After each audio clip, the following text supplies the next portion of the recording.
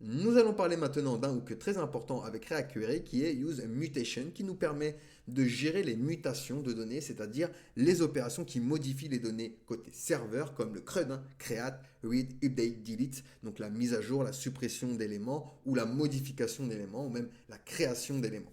Donc lorsque vous utilisez Use Mutation, vous allez fournir une fonction pour exécuter la mutation et React Query gère automatiquement le cycle de vie de la mutation y compris la gestion des états de chargement, d'erreur et de succès, et il va renvoyer une fonction qui, lorsqu'elle sera appelée, elle va déclencher cette mutation. Donc vous allez pouvoir également accéder à l'état actuel de la mutation et à d'autres informations pertinentes comme les données retournées par le serveur après la mutation. Donc par exemple ici, on va se garder notre data.json pour notre exemple. Donc ici, tout simplement, on va venir, hop, tout s'effacer ici. On va effacer tout ce qu'il y a également ici. Hop, nickel, nickel. Donc ici, on va import de React Query. Donc import use mutation. Use query client. Donc from React Query. Ensuite, nos data, on va avoir besoin de nos data. Donc ici, on n'aura pas besoin de use states. Hop, nickel. Et on va venir ici. Donc supposons que on veut une fonction pour mettre à jour les données dans notre fichier JSON. Donc pour ça, eh ben, je vais venir me créer donc une fonction que je vais appeler update data. Donc cette fonction sera une fonction asynchrone, une async function, qui aura un updated data en paramètre.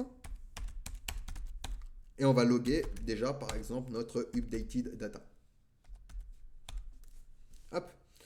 Et pour l'exemple, on va simuler un délai. Donc ici, on va faire un await, new promise. Donc on va créer une promesse et une fonction resolve qui va faire un set time out. Alors qu'elle sera résolue, elle va faire un resolve donc de 1000 millisecondes qui correspond donc à une seconde. Et on return donc update data. Enfin updated data. Non, updated. Hop, data. Ensuite, on va pouvoir également mettre nos données dans notre cache. Donc pour ça, const query client est égal à use query client. Hop. Alors, oups. Nickel. Comme ça, on va pouvoir le mettre dans notre cache et on va utiliser donc une variable que l'on va appeler mutation. Donc mutation est égal donc à use mutation. Ici, il va y avoir, hop, en premier, une fonction, la fonction que l'on a créée, update data, et ensuite un objet avec, par exemple, onSuccess, donc des options supplémentaires. On aura data, et si la mutation est réussie, on veut mettre à jour le cache avec les données mutées. Donc ici, donc, on va utiliser query client.setQuery data, donc de myData et data. Ensuite, on va pouvoir créer une fonction. Donc on va appeler par exemple handle mutation que l'on va donner à un bouton pour mettre à jour. Donc handle mutation, c'est égal donc à une fonction fléchée.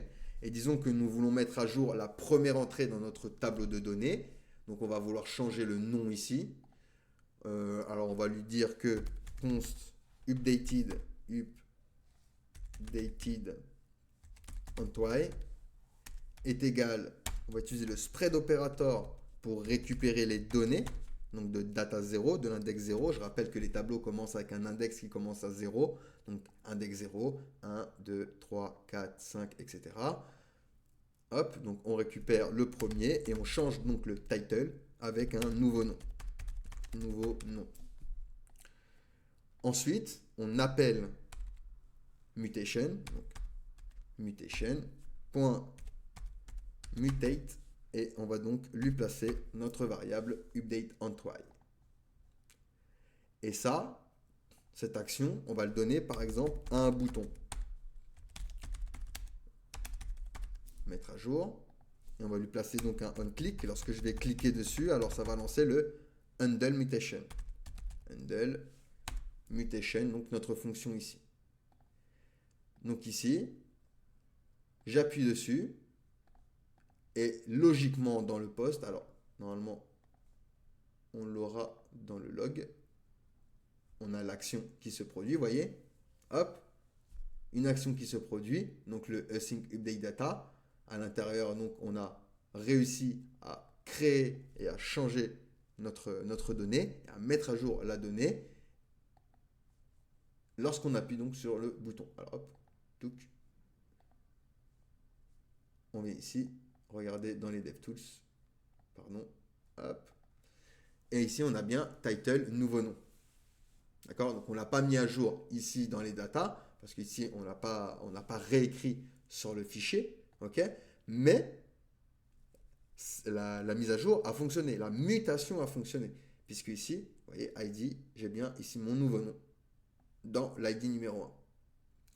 Donc voilà pour use mutation. Allez, posez-moi des questions si vous en avez, sinon nous allons pouvoir passer du coup à la suite.